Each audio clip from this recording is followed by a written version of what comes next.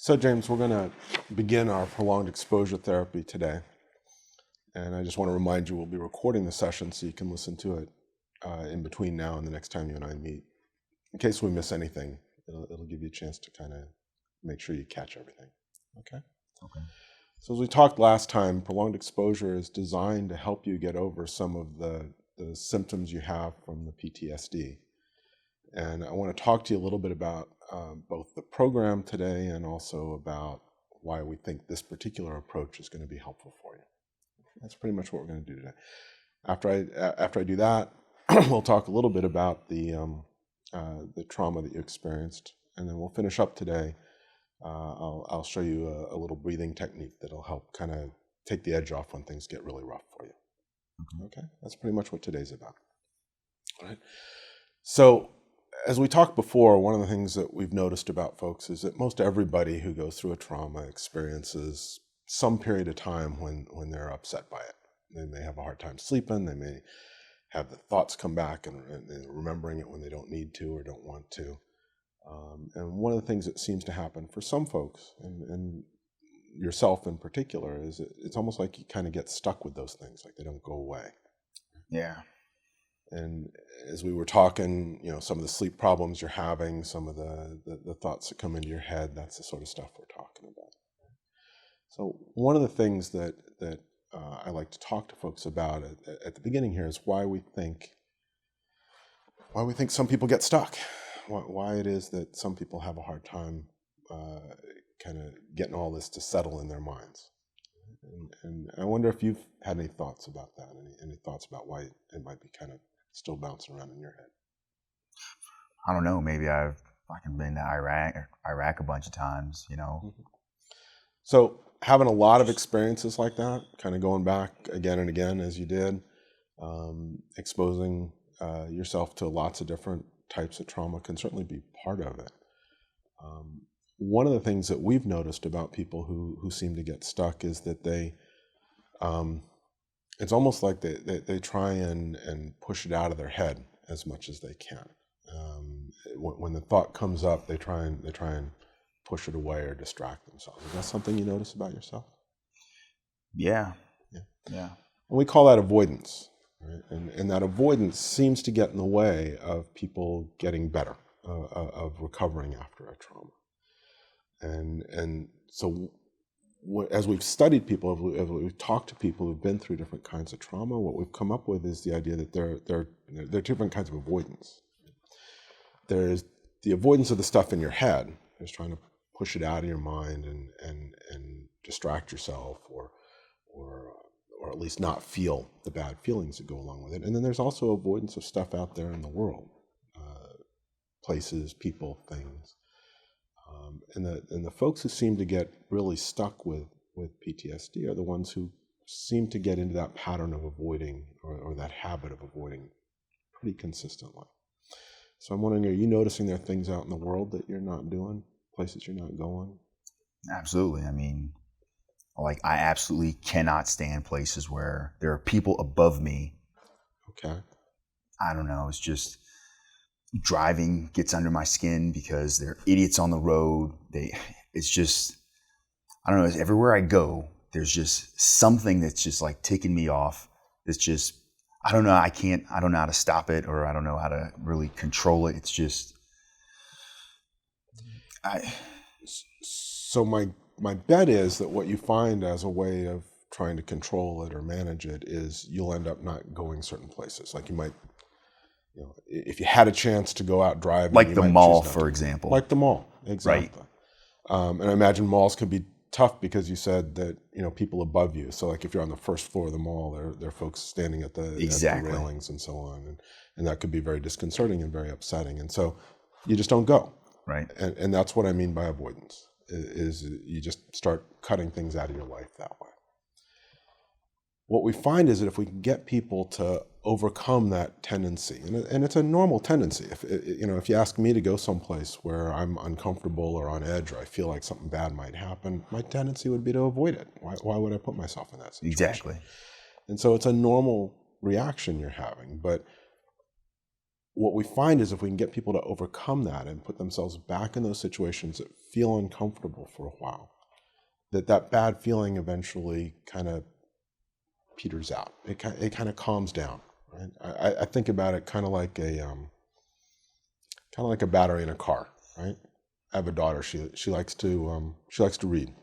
Right. So we're driving in the car and she's reading. Night she turns on the overhead light. She's reading. She forgets to turn it off when we get out of the car. We go out the next morning. I go to start the car and battery's dead because the energy's kind of run down. And the same thing seems to happen with that energy that you feel when you start feeling amped up, when you start feeling, on edge. That energy dissipates after a while. It runs down after a while. But you got to stay in that situation. All right. So when I talk about exposure, remember this is called prolonged exposure. Exposure means putting yourself in those situations and waiting for that uncomfortable feeling to go away. That's normally when bad stuff happens, though. So I've learned to not put myself in that situation. Got it. So, I mean... So when you say that's when bad stuff occurs, that's when you let your guard down. When you start to calm down, when the situation calls for... Exactly, right. That's how people get hurt and people get complacent. And I've seen it happen. It's not just overseas. It happens over here, too. The moment you let your guard down, that's when shit happens. And I don't doubt that you're correct, but I suspect that you're feeling that sensation. You've got that guard up, even when it's not necessary. It's a sensation. It's like a spidey sense. It's like I developed this overseas. Just let me ask it this way: if your wife was going to the mall, yep, would she be on guard the same way you are? No, but she doesn't know. She's naive. She hasn't seen the same stuff I've seen. I agree with that. She hasn't. Right. But do you think she's oblivious? You really think so? Well, absolutely. All right. So I mean, you just look at what's happening around the world today. I mean, it's just not safe. And I think I've been exposed to it, and I think that's what's kept me alive. And I'm just gonna be, I'll be square with you. You're right. Bad stuff happens in this world, and there's nothing I can do that's gonna say bad stuff doesn't happen in this world, because it does. What we find, though, is that people who've been through a trauma and who develop these symptoms and kind of hold on to them, get stuck with them, it starts to carve into their ability to live the rest of their life. Right? It starts to restrict what you can do. Like right now, you don't go to the mall. You may not go driving. I mean, there may be other places you're not going. I don't need anything from mall. I just kind of gave that as an example. I mean, know. I'm not the mall kind of guy. I get it. I get it. And nothing says you have to go to the mall. But do you really want the mall to control you? I mean, think about it. Right now, if I said, hey, let's go to the mall, you'd say no. Why? Because something out there is controlling what you're doing, right? It's movie limiting. Theater, for example. Exactly. What about all the people that just got shot up in the movie theater? Understood. Right? And that's supposed to be a safe place, right? Yeah, it is. Think of all the people who've been at the movie theater who haven't gotten shot up. Yeah, but it only takes one time. One time, let your guard down. One time to be not on your game, to be complacent, head's not on a swivel, and that's what happens. It takes only that one time if the bad thing's going to happen. But the chance of that bad thing happening in many of the situations here is really pretty low. It's not zero, right? I'm not going to tell you there's no chance, because we know that's not true. That's right. But it's really low. And most people are able to take their families to the movie theater and enjoy the movie, even with the bad things that happen. And I want to get you to that place where you and your wife can go out and see a movie, go to dinner, enjoy one another's company. That's where we're trying to get you. If you were able to go home tonight, and I'm not saying you will be, but if you were able to go home tonight and say to your wife, hey, let's go out to a movie and get some dinner, how would she feel about that? She'd probably be just excited, Yeah. So how about we do it for her? So who's looking after her then? Oh, you'll still be there. And I guarantee you, I'm not good enough to get you to turn this thing off completely, right? It's kind of like this. You've got this alarm system, and your alarm system's turned up way too high right now, right? It's going off all the time. The spidey senses, you described it, right? It's going off all the time. I can't erase that. You know this stuff, right? It's part of you. I can't make it go away. I think I'm better off for it, to be honest. And I think in the short term you are, right? In the short term, that avoidance works. All right? It helps keep that feeling at bay. It keeps you on an even keel. But in the long term, you're losing a lot, right? Think of the stuff you're going to have to give up if you don't go any place where your alarm goes off. If every time you go someplace your alarm goes off, eventually you're going to wind up at home. Well, you know what? We had this saying, and we said it every day, before, after, during mission. It was just part of our thing. Stay alert, stay alive. Mm-hmm. And when you're now on a we're mission, saying just turn it off. Don't need to be alert anymore. No. Turn it down, because you're not on a mission now. You're not in Iraq now, right? Your body's reacting to the shopping mall just like it reacted in Iraq. And the risk in Iraq was different than the risk here. I'm not saying there's no risk here.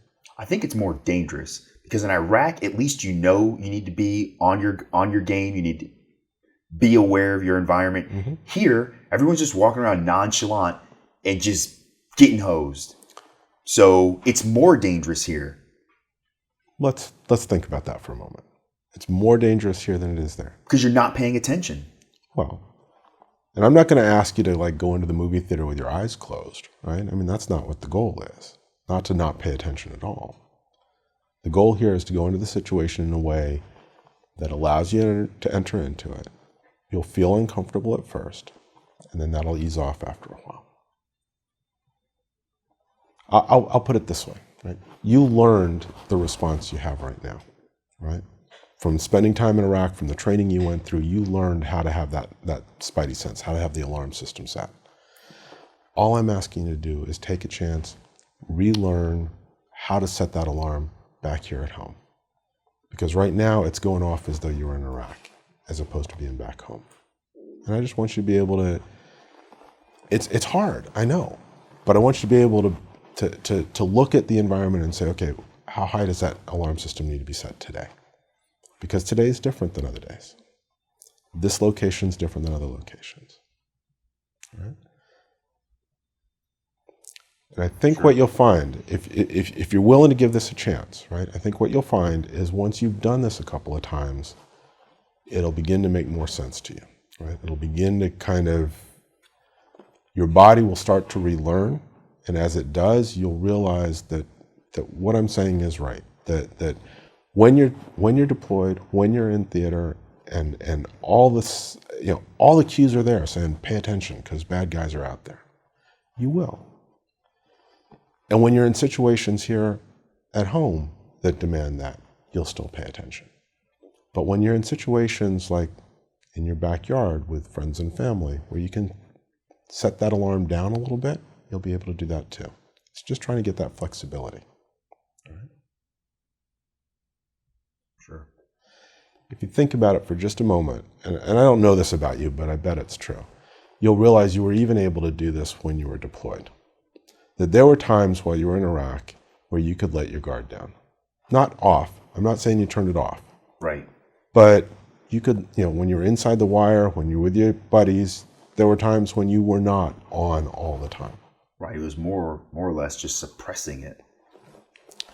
And I'm asking you to try, at least initially, to do that same thing. We're going to suppress that initial reaction of, I got to get out of here, or I got to pay attention, and just watch what happens to your body. All right? And see if we can reset it a little bit. Okay? Okay. The exercises we do to do that, to accomplish that, are called in vivo exposure exercises. In vivo means real world. So it's things like the shopping mall and the movie theater and driving, the things out there in the world that you're avoiding. Next time we get together, you and I are going to come up with a list of those situations. And we're just going to, probably 15, 20 things that you're avoiding now that you didn't used to avoid before you deployed. We're going to talk about how to get those things back into your life in a controlled way, in a way that feels like you can manage it, but in a way that also allows your body to kind of relearn when to turn the alarm system up and when to turn it down. Okay? So we'll be doing that next time we get together. We'll set up that list and we'll talk about it. Okay? Now, the other stuff that people avoid is the stuff in their head, the thoughts and the feelings and the memories. To get at that, we need to do something a little bit different, right? Because that's not about going out into the world, that's about spending time in your head. And we use something called imaginal exposure for that. Imaginal exposure means in your imagination, in your head. So starting in a couple of weeks, what you and I are going to do is spend some time talking through what happened during the worst of the events that you experienced while you were there. The worst. Yeah. Right. I've been deployed twice already. The worst, which one are we talking about? Like, what, when my driver got shot? When it ejected me from a vehicle? What, when we got ambushed? When we went down RPG Alley? How do you describe the worst? How do you put one over the other when every freaking time you roll out of the wire, your life's in jeopardy? So I don't put the label of worst on it. I'm going to ask you, and by worst, what I mean right now is... It's impossible. Well, what's the one that bothers you the most right All now? of them. All of them that equal the same? All of them. Okay. When you're sitting at home, when you're going to bed at night, and you're laying there trying to fall asleep, is there one that kind of just pops into your head? Nope, not just one. Just one right after another. Snapshots of just, I don't even know how to explain it. I could be watching like the stupidest thing on TV, and I just drift off into, I can't even stop going there. Okay. Like even if I tried, it's just, I don't know.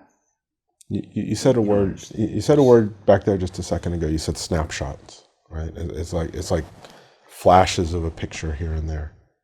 Yeah. And probably, and this is just my guess because I don't know for sure for you, but it's true for a lot of the folks that I work with, that it's like, one picture morphs into another picture, into another picture, into another picture, but they come from different events. They come from different times. Does that capture what you're talking about?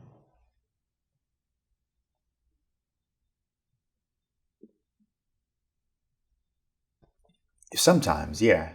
It's hard to explain. For example, like going to sleep. Mm-hmm. I would just stay and stare at the ceiling for hours. And I don't know why.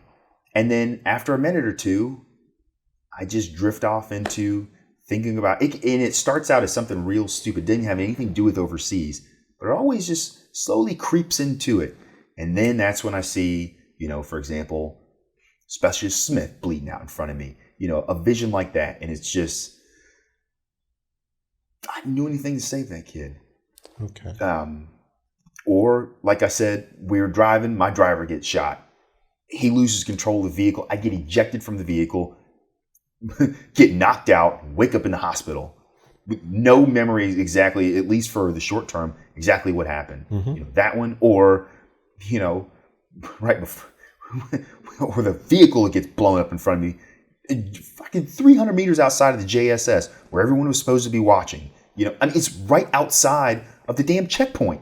We've got ECP right there that should have eyes on this. They've got freaking LRASs up there. They've got, 20, 30 dudes like on different towers. And you tell me they don't see some guys place an IED on the road right outside the dang JSS? So it just keeps going into these like different things. It's like I'm freaking angry that just...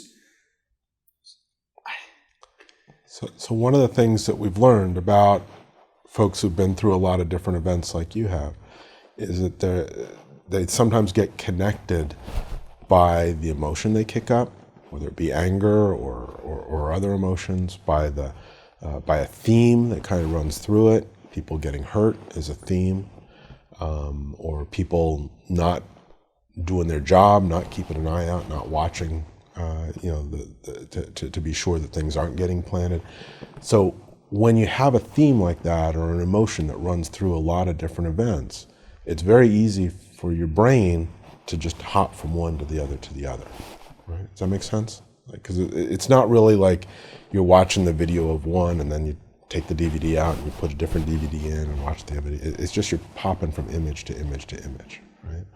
And what your brain is doing is following that emotion or following that theme, as opposed to the narrative or the story of one particular event. And what we find can be helpful for people is to slow your brain down a little bit, because your brain's kind of bump, one thing to another to another. And what we want to be able to do is slow it down and spend some time on one event or two events. And I know it sounds contrary to what you want to do, because You'd like to be able to not feel those bad feelings. I get that. That's the avoidance. That's why I said it's a normal thing, is to try and avoid. But what we want to do is not avoid and let your brain, what we call, process that memory, right? To make sense of it.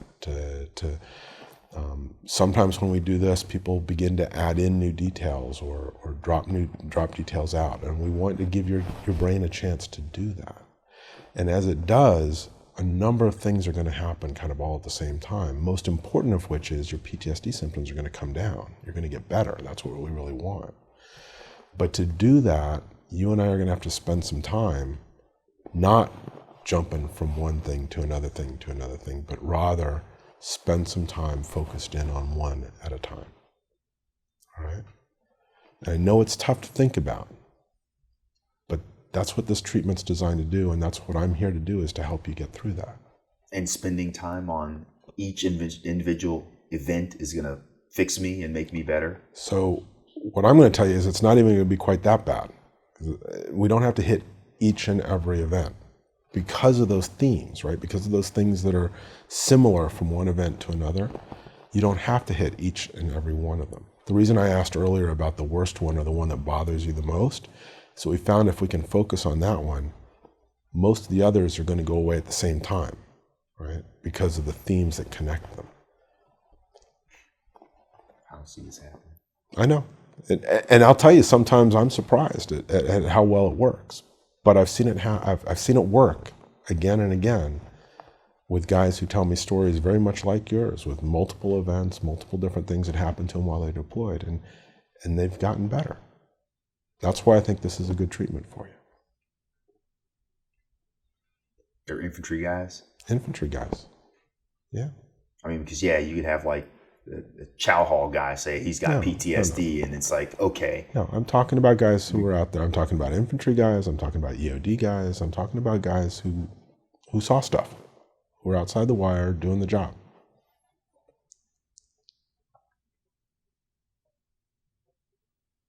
Roger that. So all I can do right now is ask you, are you willing to give this a try with me? Yeah, I'm willing. I'm here. Okay. So we'll start that imaginal exposure not for a couple of weeks, all right? We're not going to go into all the details at this point, but what I am going to want to do is talk to you in a little bit about those different events that you've just identified for me, and is there one that stands out? We'll work together to figure it out, or maybe we won't, and we'll start with whatever one we start with, and then we'll go from there, all right? The nice thing about this treatment is it gives us a lot of opportunity to make it work best for you. All right. So if you and I struggle to figure out exactly what the right trauma is or the worst trauma is, that's okay. We'll make it work for you by working with what you've got in your head. All right. Fair enough? Yep. Okay. Now, there are a couple other things that I want to talk to you about, because in addition to that avoidance that we think helps keep people stuck where they are, there's another thing that we've noticed among a lot of the guys that we work with, and that is that being through a trauma or being through a lot of traumas changes the way they see the world. And in fact, you've already mentioned this, right? That you see danger now where you didn't see danger before. You're on guard more because you pay more attention to and you're more alert to those dangers that you see. Yep. And that's a shift in the way your brain thinks about the world, right? It's a shift in the way your brain sees the world from your experiences. And not right or wrong, I'm just saying it's a shift. Right. But that shift often goes along with the symptoms that we call PTSD, right? So when people go through a trauma, right, some people develop symptoms and change the way they see the world, and other people recover from that relatively quickly. And one of the things that seems to make people who get stuck with these symptoms different from people who don't get stuck with them is that they really buy into that shift in the way that they see the world. And I have no doubt from what you've already told me that you fit into that category. All right. So when I told you earlier that going to the movie theater, going to the mall, and so on is designed to help you kind of learn or relearn the way that things work, right? Part of that is to say, let's let you go out into the world and think about, I was down here, the way I saw the world. Now I'm way over here. The world's really dangerous. Is there some place in between that might be a better place for me to be? Right? Allow me to go to dinner and a movie with my wife, but also be on guard so bad stuff doesn't happen. We want to be able to do both those things. Does that make sense? Yeah, it makes sense. All right. So what we're going to look for as we go through this treatment together is how your brain changes the way it's looking at the world. All right? We know it has from your experiences in Iraq. The question is now, how is it going to change in response to the experiences of going to the grocery store or going to the shopping mall, going to the movie theater, and so on? Because that's the way brains work. As they take in new information, they learn. That's what we want to do. Okay? Okay.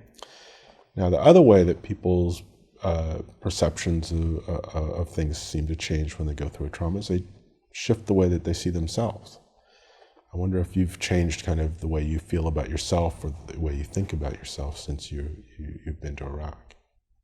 No, I kind of feel like I'm generally the same. I'm just more alert. Okay.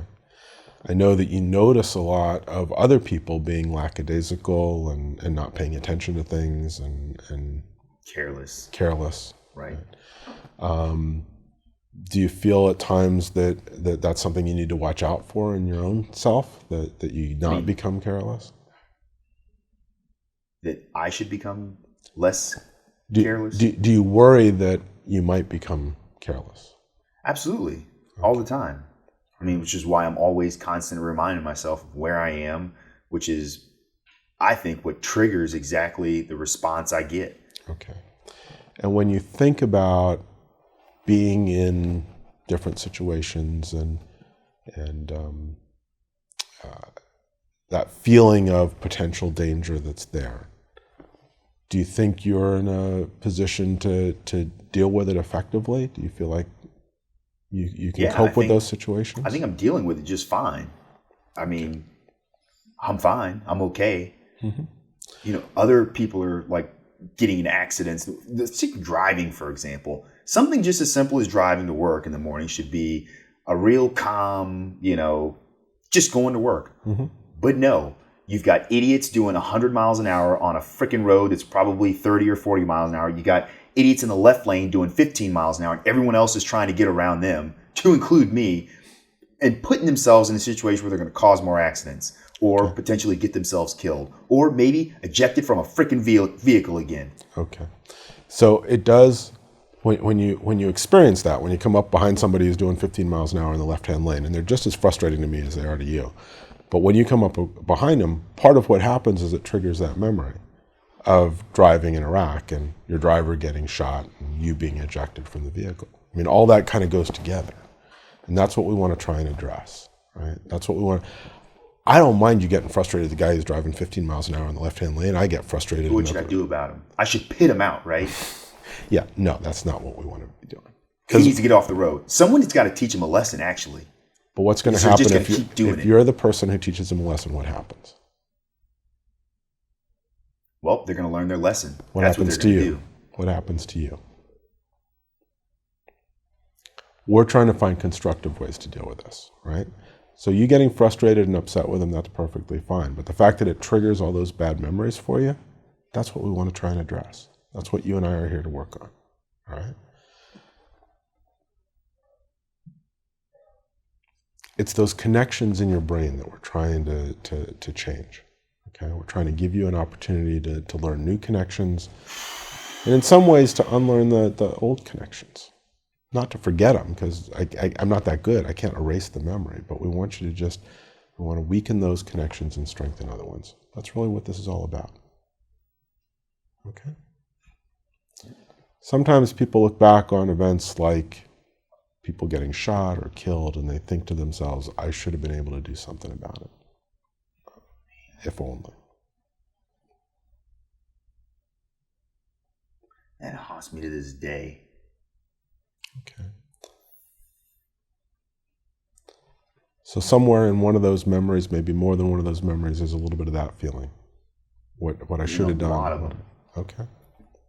I was a platoon sergeant. I was in charge of those missions.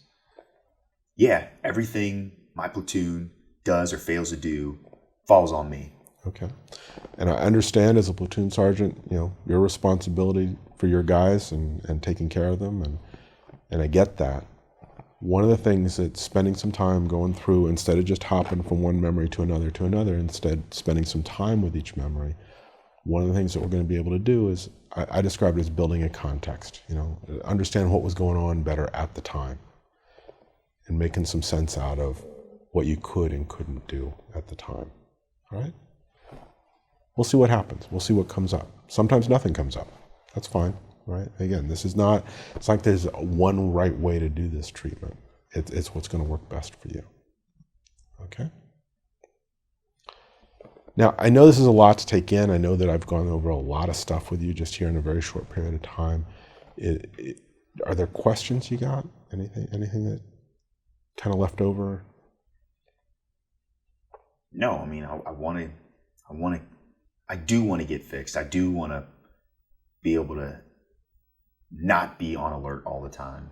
Okay. But I also feel like that's going to be the moment where I should have been on alert.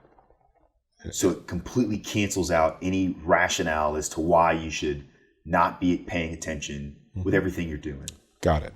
And what you just said right there, that's what we're going to try and address. Because what you said is, I want to be able to shut it down, turn it down, not off, but down. I want to be able to be real with my wife and be able to go out and enjoy times with her and so on and so forth. But what gets in the way is this feeling of, that's the point where everything's going to go to hell. That's right. Right?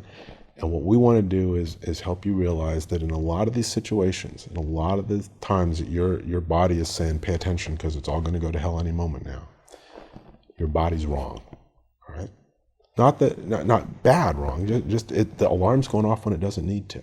All right?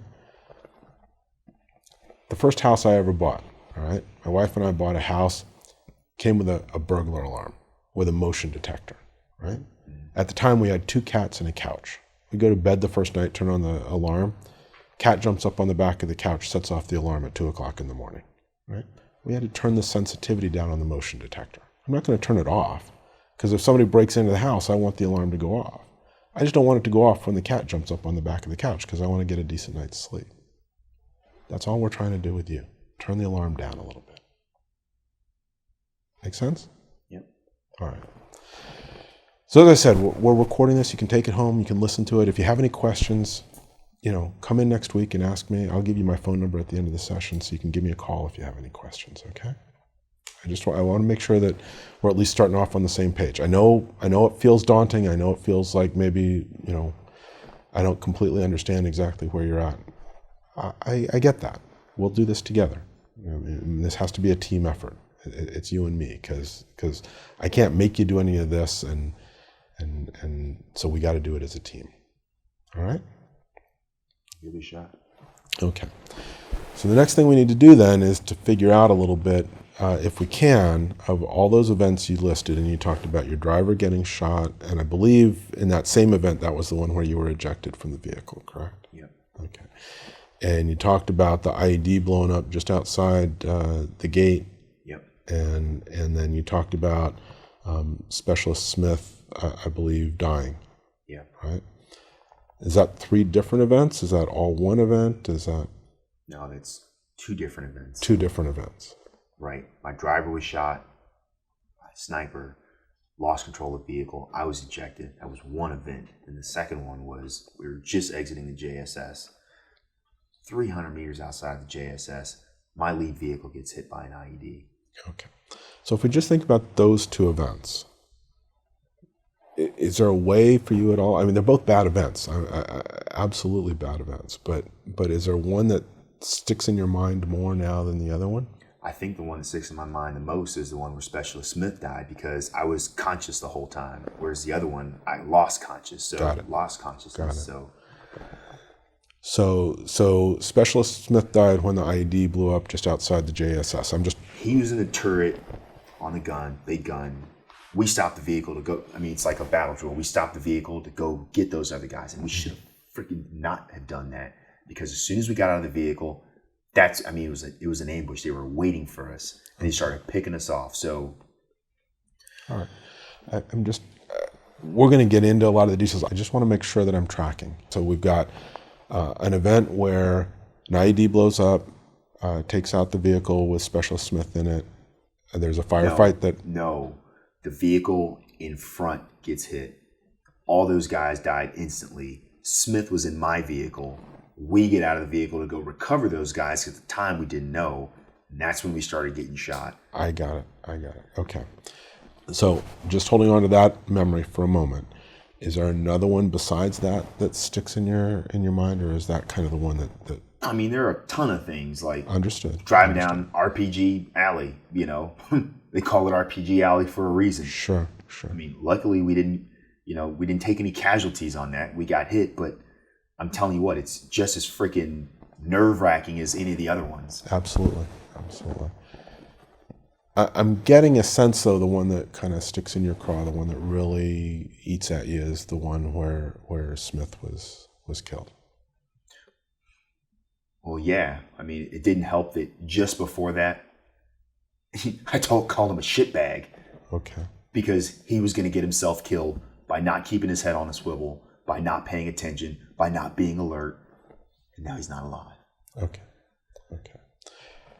So remember I told you earlier that part of what I want to try and accomplish today is to find a memory to begin with. And I think that's a good one to start with, right? I don't know that it's the worst. I don't know that you could name the worst, and I get that. But that certainly seems to be one that upsets you quite a bit. So how about if we think about that day, and I think I've already got a little bit of the picture in my head, but I just realized it was daytime, correct? Yep. Okay. So do you remember about what time of day it was? Like 10:30. Okay. All right. And how big a unit are you talking about? How many vehicles are we talking? 5 vehicles, a 5-vehicle convoy, platoon of about 47 guys. Okay. And you're headed out to do something in particular, or just a patrol?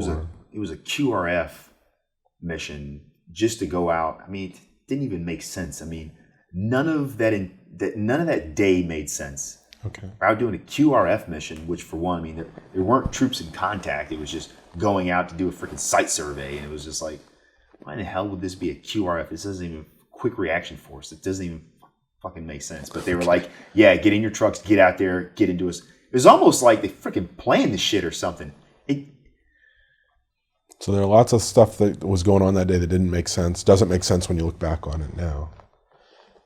You're rolling out your platoon's rolling out, 5 vehicles. Lead vehicle gets hit just outside the literally right outside of the freaking JSS. And I beg your pardon, JSS stands for? Joint Security Site. Okay, thank you. So you're there. So there are Iraqi forces there as well. Yep. Okay. You said that the lead vehicle was hit. You got out to get the guys. Didn't know they were dead at the time, obviously, but you were trying to extricate them, get them out of the vehicle, assuming that they were alive. At which point you're ambushed. Right. Okay. And so one of the things I need to do is think about kind of the beginning and end of this event. So obviously, as you roll out of the gate, that's kind of the beginning, because it happened so soon after you rolled out of the gate.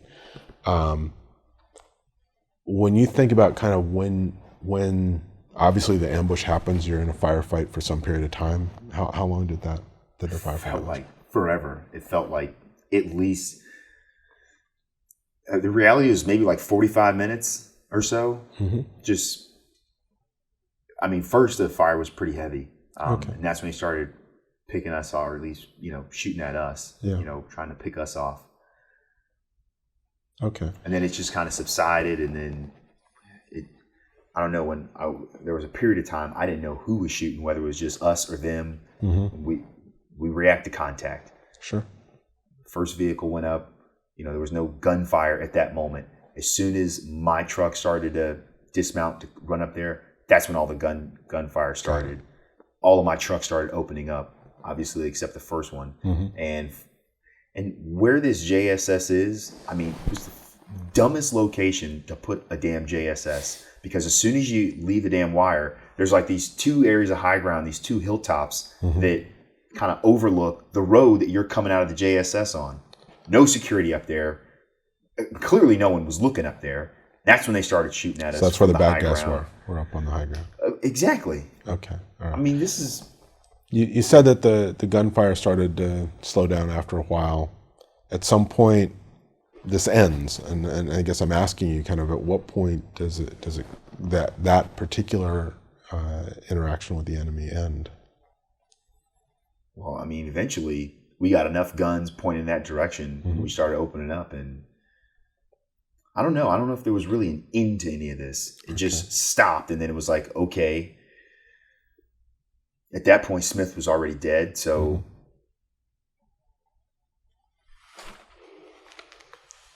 we ran up to the vehicle just to see if there was anything we can do.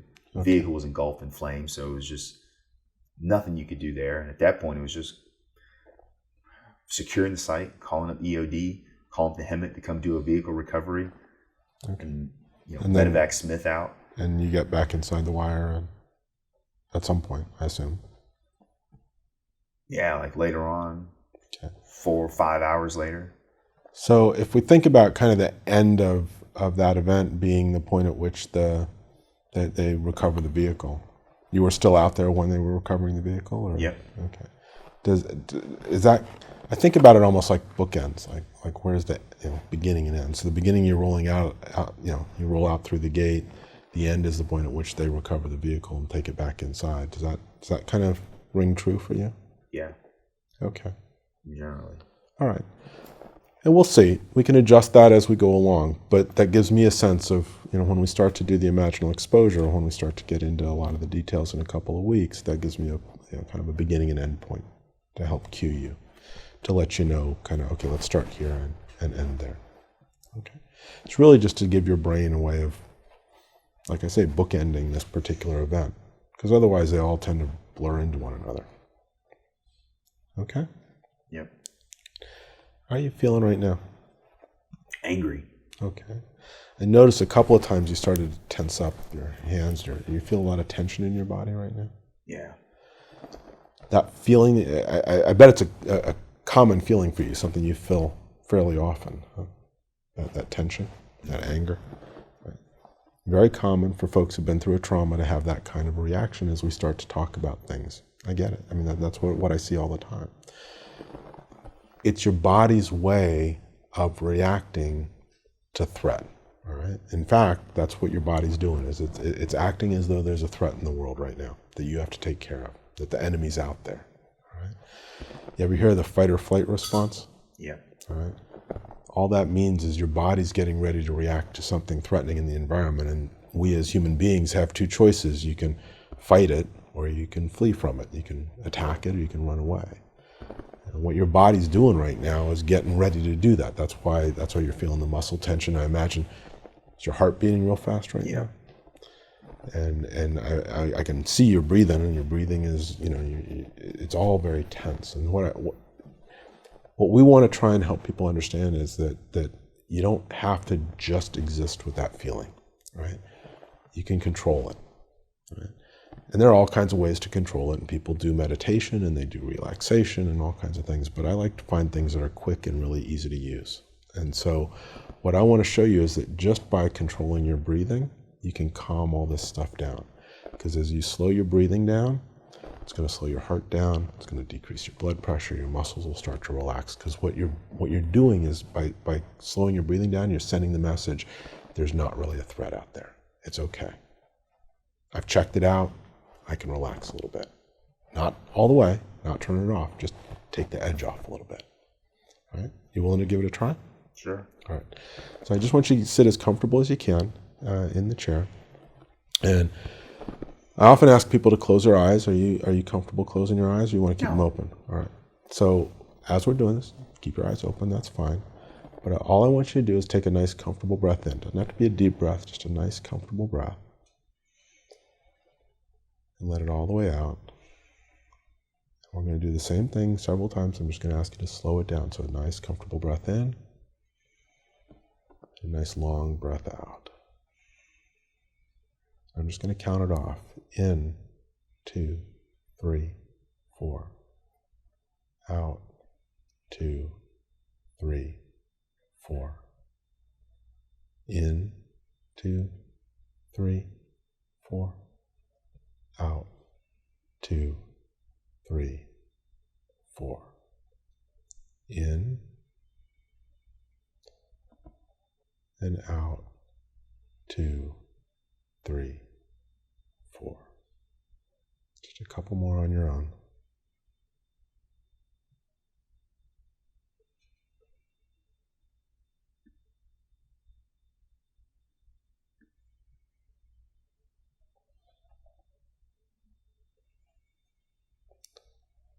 And now I'll just ask you to think about how your body feels right now. Does it feel a little bit calmer? A little bit. All right. Like just how little a bit? I don't know, a little bit. Just... Okay. All right. Let's just try it again. Pay attention to how you're feeling right now. I just want you to I'm just going to count them off again. I'm going to 4 or 5 more. See if you can feel the edge coming off a little bit. All right. In. Out, 2, 3, 4. In and out, 2, 3, 4. In, out, and just a couple more on your own.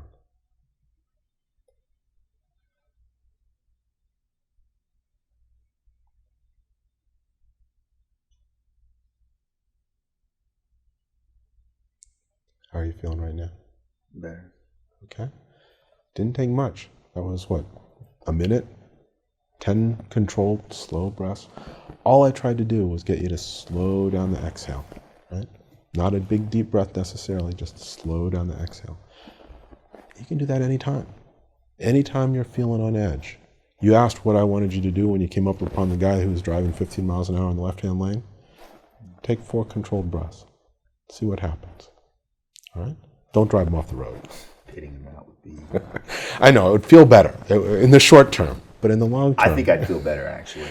You might, but in the long term... That would make me feel really good. But think about the long-term consequences, right? In the long term, there's a price to pay for those sorts of things, right? You can't just take out everybody you want to. You get in trouble for that, all right? We're going to try and keep you on the straight and narrow as we do this. Okay? Okay. All right. That pretty much wraps up today, all right? I'm going to send you home. We recorded the session. I'm going to have you listen to that. I'm going to send you home with a practice sheet for doing the breathing. I want you to practice 3 times a day. Like just sit for 10 minutes doing controlled breathing and see how it feels, all right? But mostly I want you to remember that you can use it when you start to feel amped up, just to take the edge off. And then I have a handout that I'm going to ask you to read through. If you want to share it with your wife, it's fine. It just goes over everything I talked to you about why we're doing this treatment, why we think it'll work for you. Okay? All right, then we're done. You did great today. Really appreciate your sharing with me and taking some time to listen.